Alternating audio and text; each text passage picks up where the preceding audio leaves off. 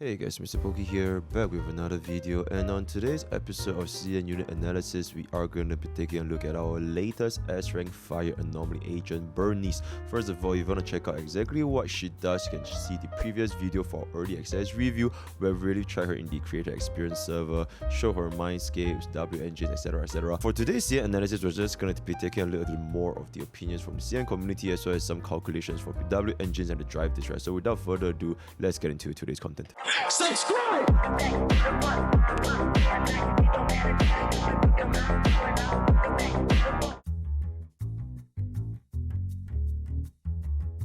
So for the summary of Burnice, first of all, Burnice is going to be our very first fire all-field DPS, like I mentioned, and that is essentially one of the most important mechanic. Like I have mentioned previously as well, Burnice, the direct damage from the Afterburn in a kit is not going to be the most important factor for a kit. It is more so for her to allow us to trigger disorder procs. So whenever we're going to be using her with specifically Grace or Jane Doe, the increased frequency of triggering disorder is going to be the main mechanic of why players want to use Burnice, right? So her personal damage is not going to be super high, and for now we don't really have exactly the perfect teammate for Burnice yet, seeing how she's going to be our very first all-field DPS. So the key two teams that we have in mind right now is going to be Grace and Jane Doe, but both of them kind of have their own flaws, which we're going to be talking about a little bit in the future segments, right? So if you want to strictly talk about a meta perspective, in the same opinion, this is going to be her 表现 is 不突出, so her meta performance is not going to be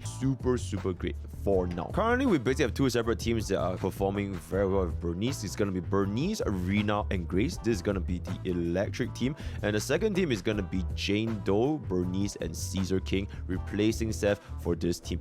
Technically speaking, the first team does allow us to deal more damage because it's more synergistic, since electric and burn disorder can trigger more frequently compared to assault disorder. But because of Grace having a low multiplier compared to Jane Doe, which does have extremely high multipliers by herself, this team is just going to simply perform much higher damage, especially with the help of Caesar King, which can also provide us with a lot of useful buffs and survival utility. If you do not have these two teams, then another substitute can just be the A rank option. That's going to be Piper, Burnice, and Lucy, basically the downgraded version of Jane Doe, but it is also quite viable if you guys do not have any of the other S rank agents, right? Aside from these, we might need to wait for future S rank agents to see if Burnice can have a better suited teammate, such as Yanagi, as well as Lighter coming out in the patches in a few weeks time, right? So for our dry disc auction, 4-piece Protopunk, that's going to be 100%, and then for our 2-piece, you can either run the attack percentage, pen ratio, or even fire damage, or even energy regeneration if you're really needing the additional regeneration for Burnice, right? For our W engine, it is recommended for players to add on the 2-piece energy regeneration if you do have Burnice signature W engine, because it does stack on nicely.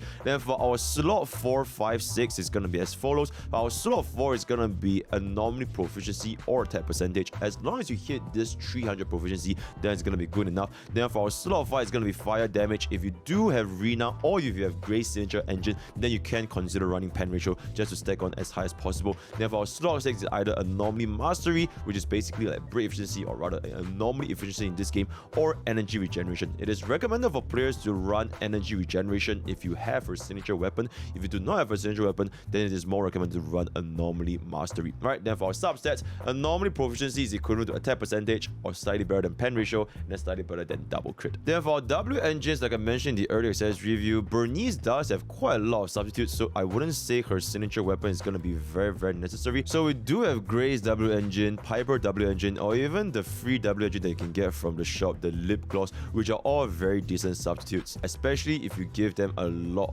of duplicates, right? So that's going to be that. Then for our Mindscapes, as well as a signature weapon, between both CM believes that she's not exactly in dire need for both Mindscape 1 as well as signature weapon, because her kit is more or less complete at Mindscape 0, and the additional increase is going to be dependent if you really want the additional utility, right? Between both, 0 plus 0 Burnice is already more or less going to be perfect. Keep in mind, because currently we do not have a anomaly unit that's extremely suitable for Burnice, so for players that are going to be looking forward from a meta perspective, or thinking about if there's going to be any future developments for disorder teams in general, you could consider even putting Burnice in a later timeline.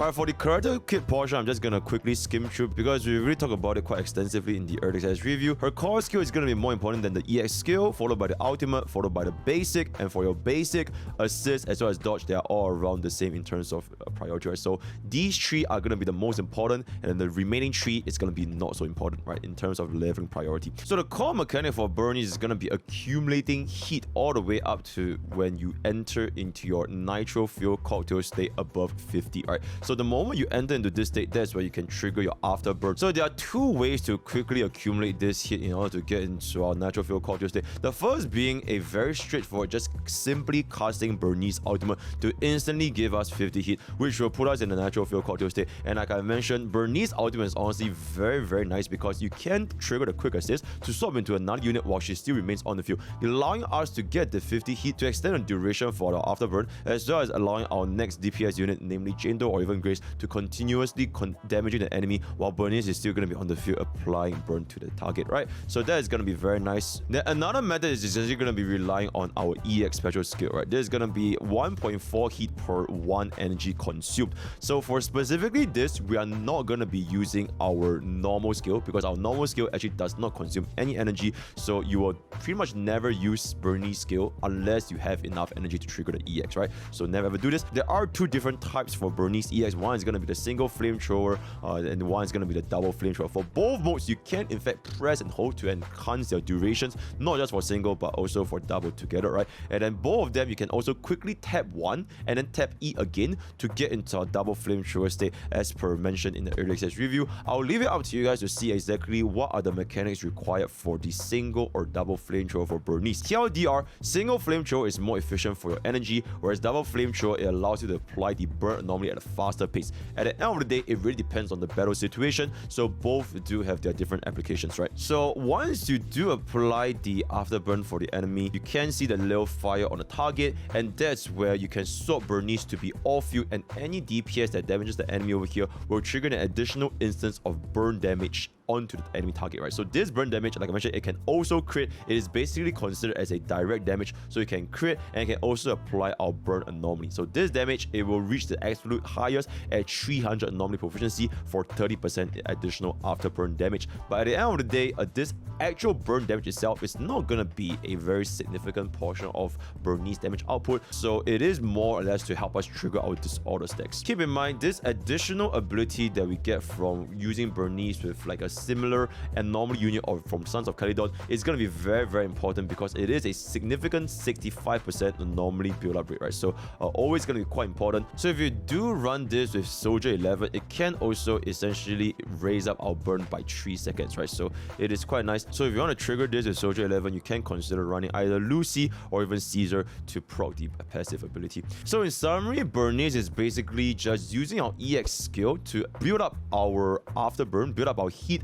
get to as high as possible to 100, and then from this point onwards, apply Afterburn, swap into your next target, and that is gonna be her entire rotation, right? So pretty straightforward to use and master. As long as you get the Afterburn on, then she doesn't need to be on the field anymore, and you can just leave off the time to the main DPS. Currently, Burnice is the only unit in the entire game that can apply anomaly status, specifically burn anomaly, while being off field. So her use is definitely gonna be quite niche and quite significant, especially if we are going to be going to the direction of for more disorder or stronger disorder teams going into the future, right? So if we're going to be getting lighter or Yanagi, who knows what they're going to be coming out, but if they were to make use of the disorder mechanic, then Burnice is going to be a very strong enabler for this kind of future units coming out. And once again, keep in mind, the main mechanic for Afterburn is really not the raw damage multipliers, because the multipliers are honestly quite low. So if you're going to be looking at comparison for damage with Grace, it is also roughly just 10,000 additional tick every single time he hits the target. So as always,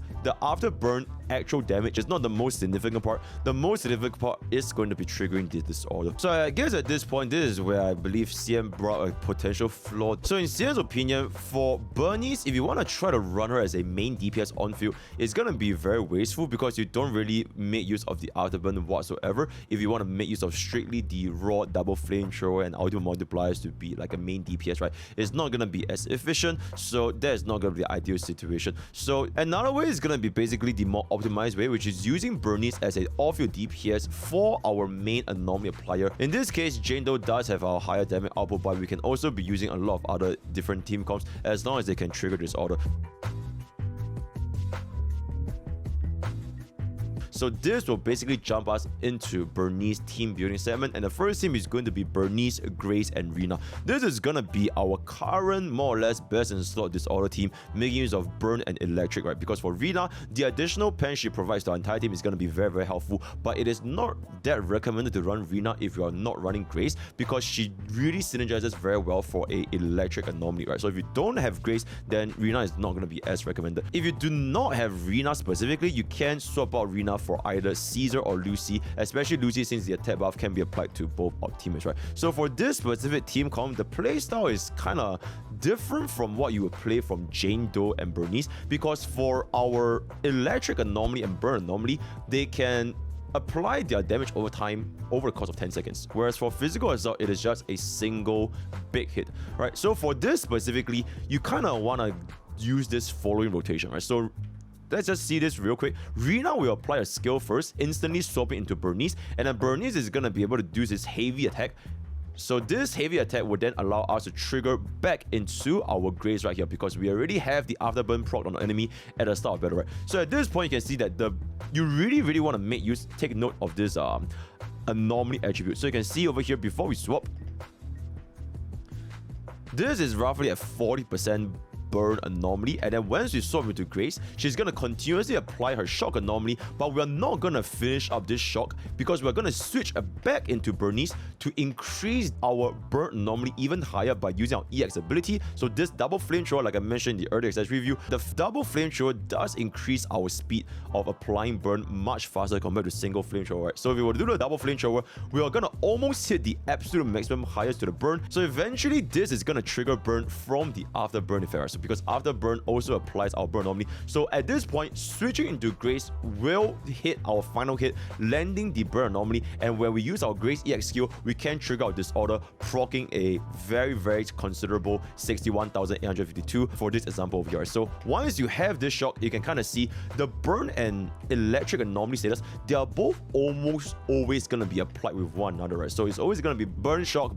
It's just going to multiplicatively apply with one another, and over the course of time, you're gonna have a lot of this auto procs because of the way how burn and electric works. All right, so at this point, for the ultimate usage, you do want to use your ultimate with Burnice, using the quick assist, swapping back into Grace, and then this is gonna be allowing our team to have a much higher anomaly coverage for both the burn from the ultimate as well as the shock from Grace personal EX skill, right? So that is kind of the rotation you're gonna be running with Grace, Rina, and Burnice. Using this as a benchmark, we can kind of also see in the future, if we were to see any sort of disorder team comps that can either use like a better version of a Grace, or if we're going to be using Ether Anomaly, you can see that Burnice doesn't really steal a lot of field time compared to Grace, because Burnice just need to be there, apply Afterburn, and then use an EX skill, and then you can just kind of swap them out, and then you can just kind of rotate between back and forth both Burnice and the secondary Anomaly universe. So they are quite synergistic in this regard when it comes to playing any sort of disorder team, specifically for electric, right? One thing to keep in mind is that unfortunately, Grace herself does have pretty low multipliers, especially compared to another beast of an Anomaly unit, Jane Doe.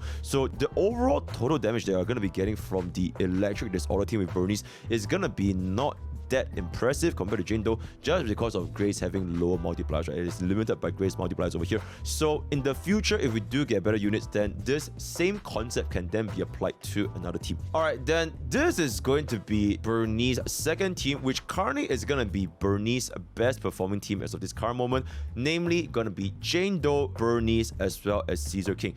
Now keep in mind that specifically for this, I would say that if players are pulling for a Jane Doe improvement, which means you're pulling Burnice to swap out Seth just to run a Jane Doe, Burnice, and Caesar, or Lucy in this case, it is not gonna be a extremely high damage upgrade, because Jane Doe herself already deals a tremendous amount of damage just because the multipliers on the physical anomaly is just that high. Whereas for Burnice, she doesn't really help alleviate Jane Doe's personal damage by that much. It is more or less a additional source of damage from both her burn anomaly, the afterburn, as well as the multipliers on the double flamethrower and the ultimate assist, right? So if you're pulling for Burnice strictly with the intention of upgrading Jindo, we might see better alternatives going forward into the future. But that being said, the current highest damaging team comp with Burnice right now is still going to be Burnice, Jindo, and Scissor King, just because Jindo as a whole is just have extremely high multipliers, and Scissor King's support buffs just has really high multipliers as well. So it's kind of reminiscent of a situation, if you guys play Wuthering Waves, you guys remember the start of the game, Yingling's best installed teammate is not going to be Calchero, but Calchero's best installed teammate is going to be with Yingling. So in the future, if Burnice gets better units, then we can see the entire Disorder team kind of take off into the second slot, whereas Jindo can still be ran quite comfortably with units without relying on Burnice, right? So that's going to be that. If you do not have Scissor King, you can also swap out for Lucy, and keep in mind, Lucy's attack buff is going to be applied for our entire team, unlike Scissor King, which is only going to be applied to the wearer with the shield, right? So both of them are pretty decent, but Scissor King just have a lot more comfort for the shield, as well as a lot more buff multipliers. So generally, at the absolute highest damage possible, Scissor King is still going to be coming on top. So Jindo's physical assault damage is going to be much higher compared to Burnice's burn anomaly damage. So as the result of that, it is more advisable to just straight up stack on as much physical assault as humanly possible, and therefore we are going to be giving Jindo the physical assault ultimate. Another thing to note for the chain attack is whoever starts the chain attack, you kind of want to end them with the chain attack. So if you start with Burnice, you want to end with Burnice, right? But if you start with Jindo, then you want to end with Jindo, right? Something to keep in mind. And then if you want to run Burnice with some other team comps such as Soldier 11 and Scissor King or Lucy, this team can also be considered, but unfortunately, Colada is going to be a better alternative compared to Burnice, just because getting the additional days on the target, stunning them as fast as humanly possible, is going to be allowing our Soldier 11's rotation to deal a lot higher damage, as well as triggering her enhanced Riven ultimates, right? So if you're thinking about an upgrade, and if you already have Colada, then you don't really need to run Burnice with Soldier 11 for this specific upgrade. Now, the main reason why Burnice is not going to be such a huge upgrade for Soldier 11 is because, like I mentioned, the Afterburn damage multiplier is not going to be that high as well. And if you want to talk about the burn anomaly, it's also going to be on the lower side because we're not really triggering our disorder, right? So the main deal with Burnice is going to be triggering our disorder as frequently as possible, and it's not so much as using Burnice just for the raw damage multipliers from both the burn as well as the Afterburn. TLDR, currently the two best installed team comps of Burnice right now, they are going to be Jindo, which does have the absolute highest damage output, but it is not because they are very synergistic. And the second team is going to be Burnice with Grace, which is going to be more synergistic, but Grace just has lower damage multipliers, right? So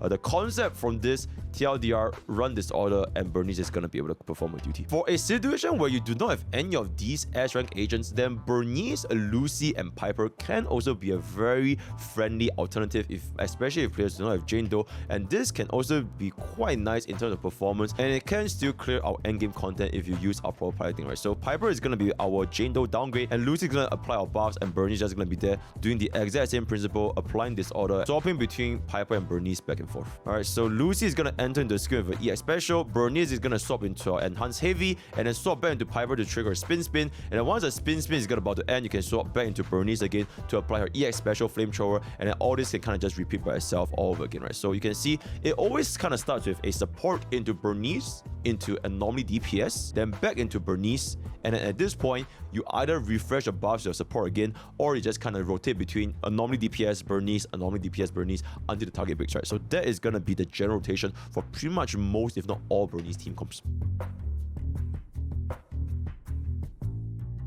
Now we're gonna talk about a little bit more on the numbers portion, right? So 4-piece Chaos Jazz, nothing too much to say about over here, just perfectly suited with Burnice, completely synergizing with a kit, basically always gonna be a 4-piece, no other exceptions. Then for our 2-piece option, honestly there are a lot of different alternatives. Anomaly 2-piece, pen ratio 2-piece, attack 2-piece, or energy regeneration 2-piece. So you can see that all these performances, they are all between less than 1% difference, so it really depends which one of them has the higher anomaly proficiency subsets, right? So very little difference. That being said, if you are going to be running Burnice with her signature weapon, then you can give her the 2-piece energy regeneration just to make our energy regeneration feel a lot faster, right? This is for if you have the signature weapon. And then for slot 4, 5, and 6 is either going to be anomaly proficiency or attack percentage. The difference is also between 1 and 3%, so it's honestly very low. And then for slot 5, it's going to be fire damage, attack percentage, or pen ratio. If you are going to be running pen ratio, for example, if you do have Burnice, Mindscape 2, Grace signature weapon, and Rina, then pen ratio is going to be a lot lot better than fire damage, right? It's kind of like defense penetration. The more you stack on pen ratio, the better the benefit is going to be, right? So that's going to be there. So as you can see the difference over here, if you do have a lot of pen ratio, it can make a difference of up to 8%. So this can be quite considerable depending on the team comps and relics you're running her. For our slot 6, it's either going to be Anomaly Mastery or Energy Regeneration. If you do not have the signature weapon, then it is more recommended to give yourselves the Anomaly Mastery just to increase our burn uptime. Alright, and this is going to be our substats: Anomaly Proficiency, Attack Percentage, Pen Ratio, and Double Crit, right? So very straightforward at this point. Okay, now we can jump into our signature weapon. I'm not gonna kind of repeat myself on exactly what the signature weapon does because we kind of go through this. So I will just be going straight into the comparison between her signature weapon as well as the other weapons they can give to Burnice if players want to, you know, think about any alternatives, right? So these are gonna be the differences. So it's very similar to the kind of the finding that we were finding for our early access review. 100% of the signature weapon. This is gonna be Piper's signature weapon at 92.5% if you get the maximum stacks, and this is gonna be Gray's signature weapon at 3 stacks at 91.62. Then this is gonna be the Glossy Lips at 89.67%, and this is gonna be 2 stacks of Gray's at 88.12, etc, etc, etc. So TLDR, if you don't have the signature weapon, Piper's signature weapon, Gray's signature weapon, as well as the Battle Pass weapon. Alright, so the reason why Piper's signature weapon is just so suitable because specifically this Anomaly Mastery, right? This is the Anomaly build-up rate, which is basically kind of equivalent to your break efficiency, right? So if you do get the full stacks, it's gonna be very, very helpful for Burnice. In fact, even slightly outperforming Gray's W engine. One thing to keep in mind is that for our Piper W engine, it does have a uptime of only 5 seconds. So if you are thinking about it from a theoretical perspective, it might be better, but from an actual practical scenario, getting this 5-second uptime to be in line with all of our DPS of our burn, it might be a little bit annoying, especially when you consider that Gray's W engine does have an uptime of 8 seconds, right? So practical situations and performance in theory is not going to be very reflective of one another. So TLDR, these are going to be the substitutes for Burnice's signature weapon, S5 Piper, S5 Battle Pass weapon, as well as Gray's at S1.